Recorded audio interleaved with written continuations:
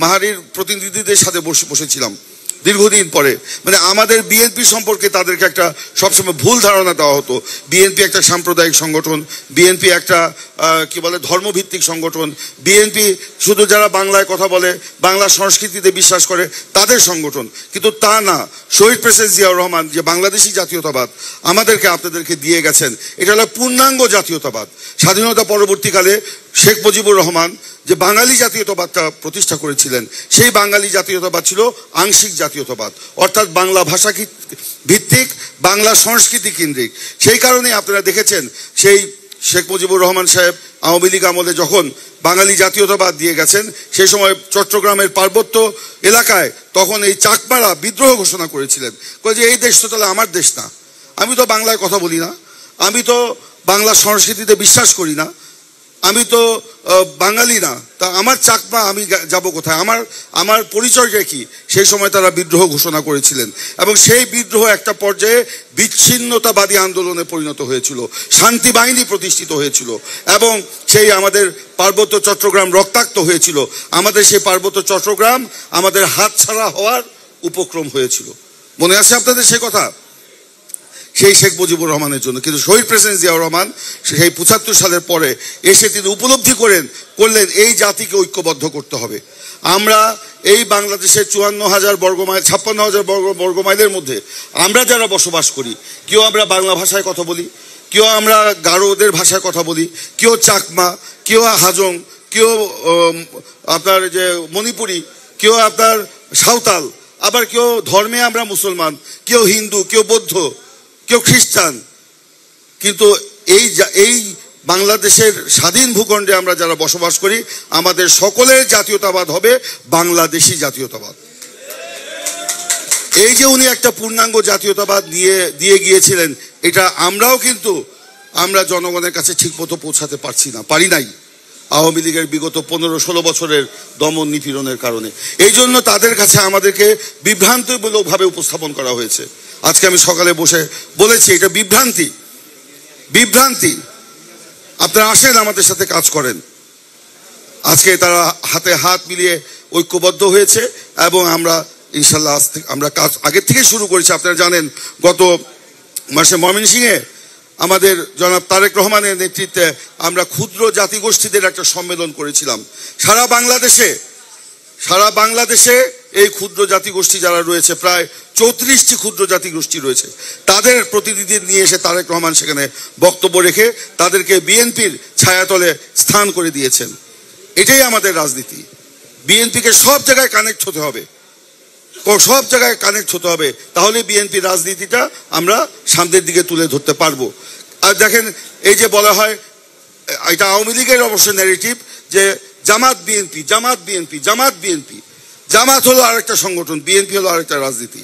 আজকে সাধারণ মানুষ কিন্তু এই কথা শুনতে শুনতে, ইয়াং জেনারেশন যারা, তারাও কিন্তু বিভ্রান্তিতে পড়েছে। জামাত ইসলাম একটা রাজনৈতিক দল, তাদের সাথে আমাদের কৌশলগত ঐক্য হয়েছিল। এই কৌশলগত ঐক্যটা কি? রাজনৈতিক ঐক্য, নির্বাচনী ঐক্য হয়েছিল, গণতন্ত্রকে ফিরিয়ে আনার জন্য ঐক্য হয়েছিল। কিন্তু আমরা এক রাজনীতি নয়। তাদের রাজনীতি আমাদের রাজনীতি থেকে যোজন দূরে অবস্থান।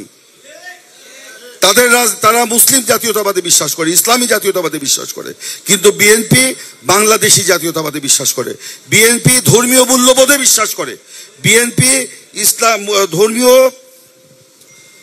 ইসলাম মুসলিম জনগোষ্ঠীর মধ্যে ইসলামী মূল্যবোধ প্রতিষ্ঠা করতে চায়, হিন্দু জনগোষ্ঠীর মধ্যে হিন্দুত্ববাদী যে হিন্দু যে কি বলে এটাকে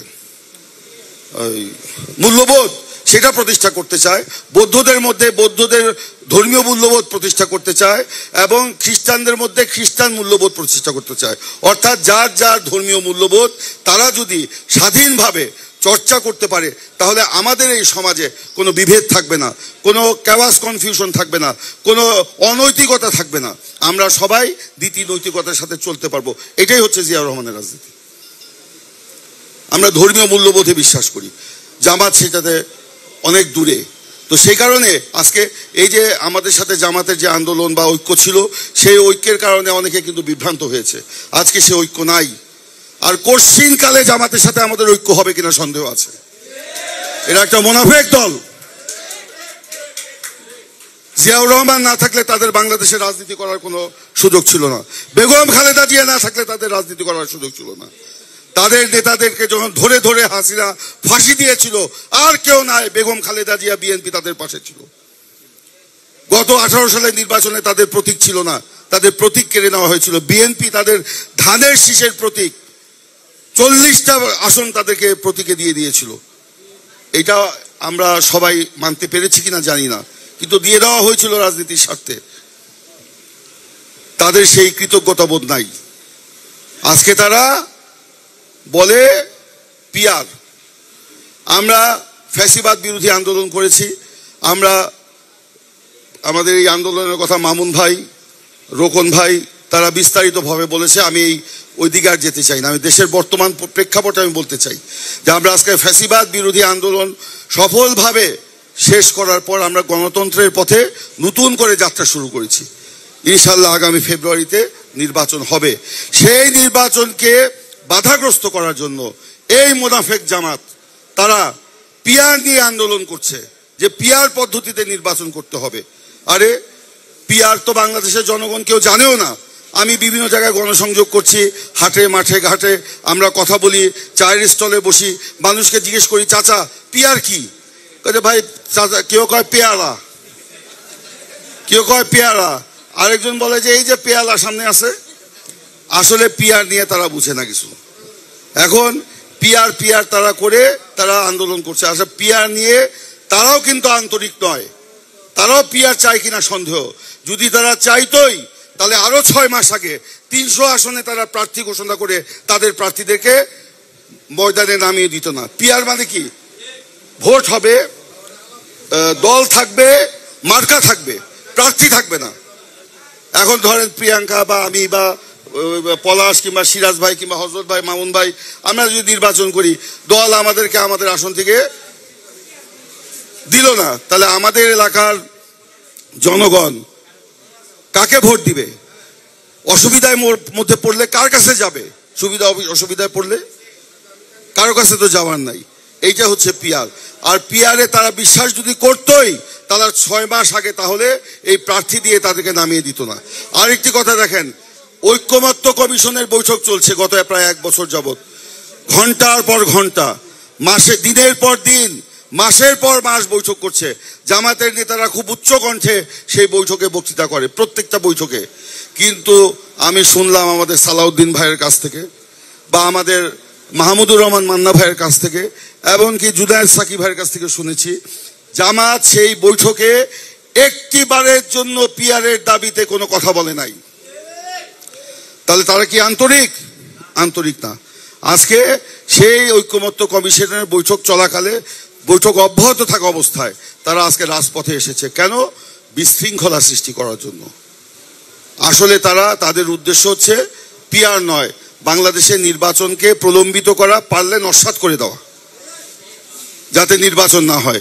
কারণ নির্বাচন যদি হয় তাদের কি পরিস্থিতি হবে আপনারা জানেন।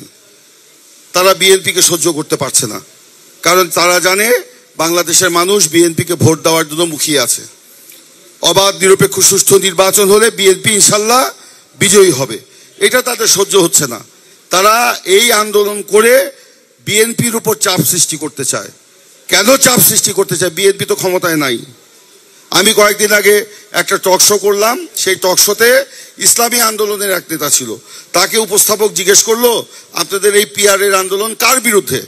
উনি বলেই ফেললেন মুখ ফসকে, বিএনপির বিরুদ্ধে।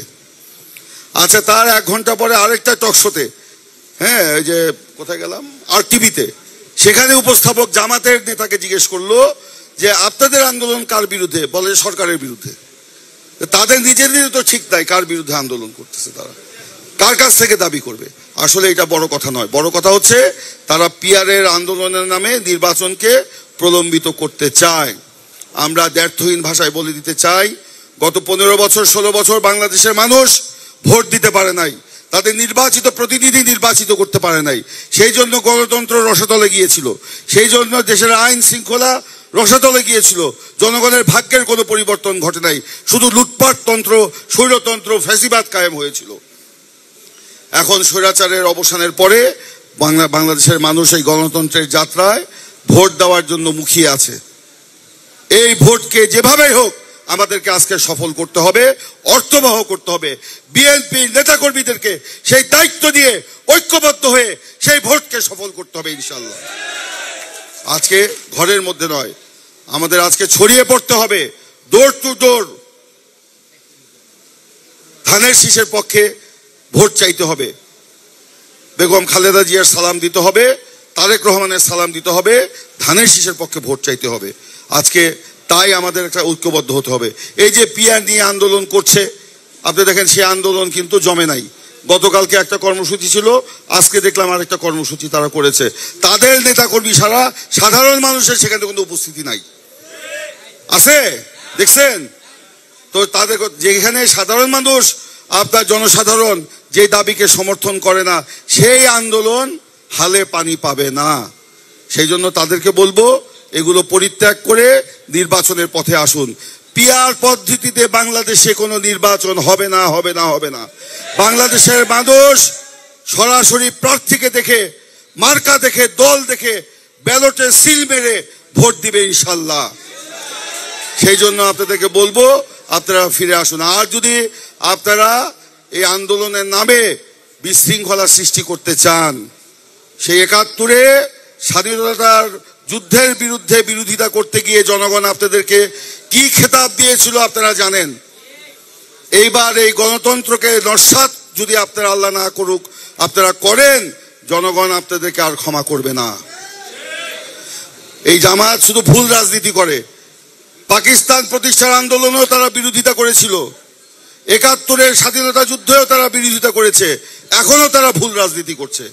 এই ভুলে ভরা রাজনীতি বাংলাদেশের জনগণ আর গ্রহণ করবে না।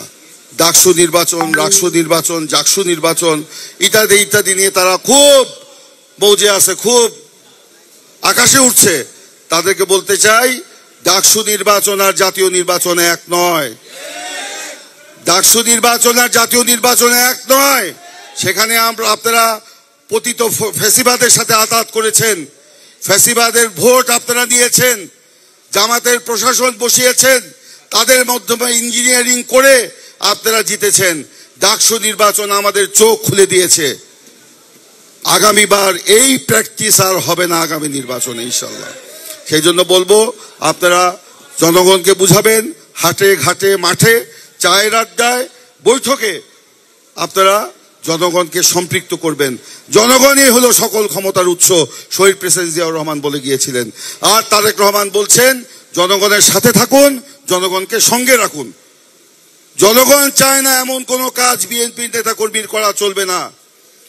যারা এরকম করেছিল, গতকাল তারেক রহমান বিবৃতি দিয়ে বলেছে ৭,০০০ নেতা কর্মীকে তিনি দল থেকে বহিষ্কার করেছেন। তারা যত বড় নেতা হোক, যত ত্যাগী হোক, যত জেল খাটা নেতা হোক, যত জনপ্রিয় হোক না কেন, তাদেরকে তিনি স্পেয়ার করেন নাই। করছেন? অনেক বড় বড় নেতাকে কিন্তু তিনি বহিষ্কার করেছেন। তাই বলবো আমাদের এই অসৎ পথে পা বাড়ানো যাবে না। যারা আমাদের নেতা কর্মী, বিএনপি যারা নেতা কর্মী, কেউ অসৎ পথে পা বাড়াতে পারে না। আর যারা বাড়াবে আপনারা ধরে তাদেরকে শায়েস্তা করবেন।